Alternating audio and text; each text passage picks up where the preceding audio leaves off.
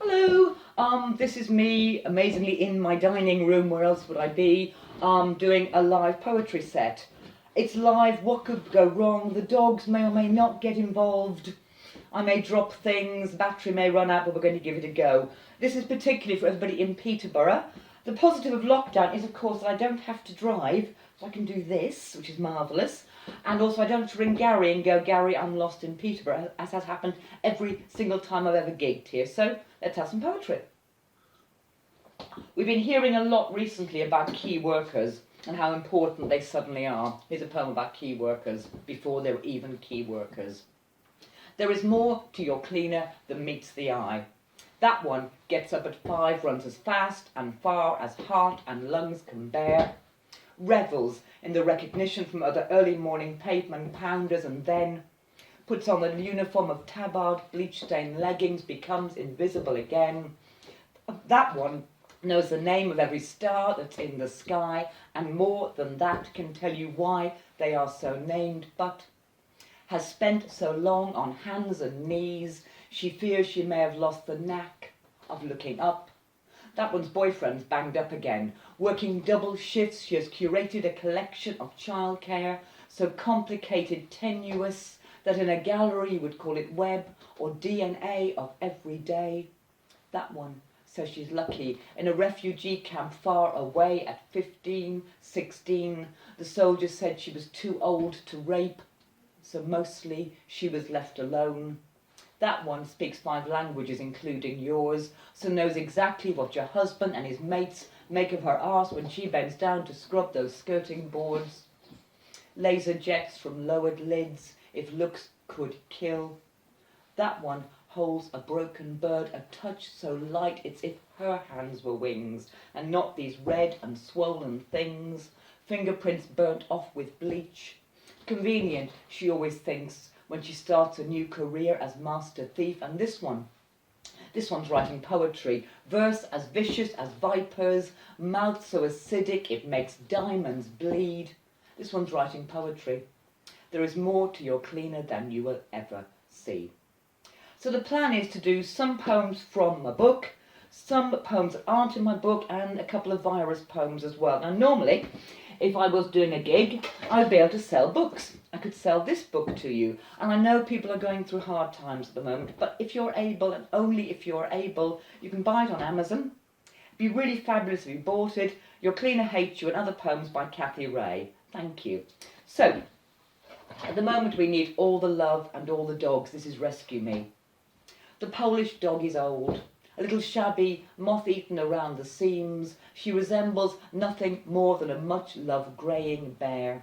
My dogs are small, sometimes overawed by the more rumbustious play of bigger beasts, but they enjoy her undemanding company, and so sometimes we walk together, the Polish dog, the Polish boy, and us. And the Polish boy says she is shy. The Polish boy says my stepfather used to beat her, and I see him choosing not to go there, not today. And the Polish boy says, but if you give her time and space and let her set the pace, sometimes she will let you pet her. And when we sit so she can rest, she does just that. Just that. Head to his knee, milky eyes fixed upon his face. My dogs are bored. Cast round for excitement, see Indy coming through the gates. Indy spent the first 6 months of her life in a room because no one seemed to know that dogs need fresh air and exercise and other dogs. Indy, Instagram sensation, different outfit every day, lots of likes, but not much love. Finally rescued and rehomed to the yoga teacher. And we all walk together. The boys lean into each other with an easy intimacy, say something I don't quite catch. And later the yoga teacher says we are together. And the yoga teacher says we met on this park because of our dogs. And the yoga teacher says we are happy.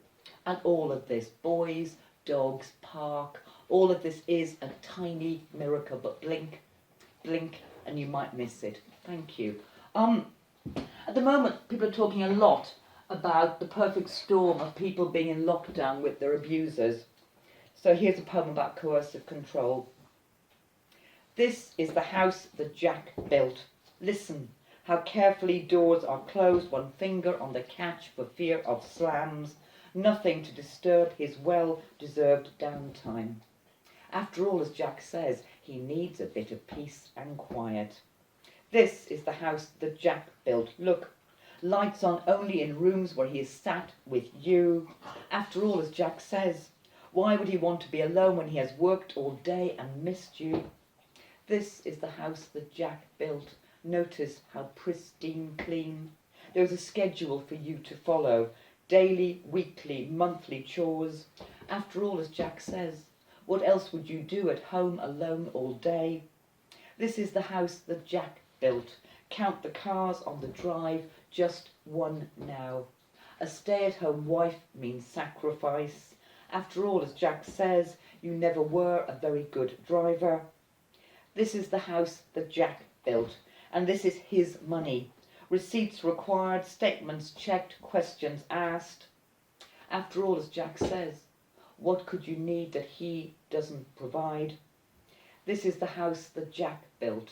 A new phone for you, shiny latest model in a shell pink case, but all your photos, contacts lost in transfer. After all, as Jack says, your life is with him here now. This is the house that Jack built, and this is the gym he chose for you. Women only, lots of treadmills, no need for you to run outside. After all, as Jack says, you owe it to yourself and him to lose that post-baby fat. This is the house that Jack built, and these are the clothes you wear now. Long-sleeve tops and calf-length skirts. After all, as Jack says, you really don't have the legs for jeans. This is the house that Jack built. Planning for another child, pills spirited away, a tub of folic acid on the kitchen table.